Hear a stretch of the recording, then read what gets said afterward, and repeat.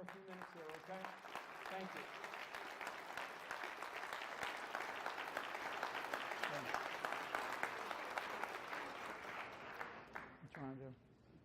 I'm going to go right to this gentleman right here at the end of the Just asking to repeat the questions. Okay, I will. Sure will. Yeah. General Flynn, thanks for coming out, enjoying your comments. I fully intend on buying the book. Can you give us an idea, a little prelude to what your plans are to defeat the ideology? Yeah, I mean, one of the things is that, and I start with this, and this really goes after being able to attack the ideology, discredit the ideology. I mean, we still have to do some military operations and the kinds of things that we're doing, but this doesn't mean, you know, more boots on the ground, because I always get asked that question. One of the things that I call for in the book is the creation of a new 21st century alliance.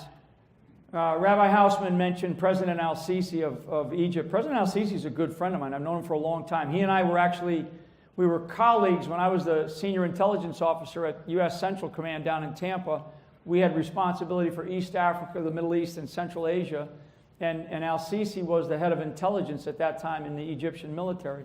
So he and I became friends, actually.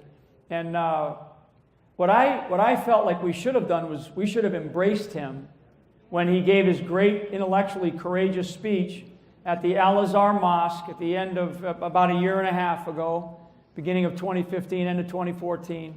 And Al-Azhar Mosque, for people that don't know, it's kind of like the analogy, it's sort of like the Vatican of the Muslim world. And first time a Muslim leader of a country ever spoke in front of that other than an imam or a cleric. So he stood there and we did not embrace him. We should have embraced him. One of the things that I call for is a new 21st century alliance, and principally putting the burden on the backs of the Arab world. And al-Sisi was calling for that. So there's some steps that we're trying to take right now, actually in the political process, to try to get this idea in place. It will exist. It will exist. Trust me, it will exist, because we have to, the Arab world has to take more responsibility for what's happening. But in order to get there, they're going to need U.S. leadership. But the idea of discrediting the ideology, we spent 40 years discrediting the ideology of communism. 40 years. I mean, I remember as a kid talking, you know, about communists, right, in school and what it meant and what we had to do as a kid growing up. We can't talk about radical Islamism in our school system. I mean, you'd be thrown out, you'd be suspended, you'd be sent home. And then you as parents, with your kids, people would be, you know, wondering about you. You'd be called names. We can't have that. We are facing another ism, just like we face Nazism and fascism and imperialism and communism.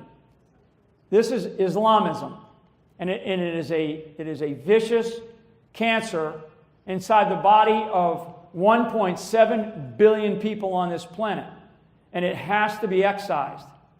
So, and we should not fear this idea. We should define it clearly, and we should go after it.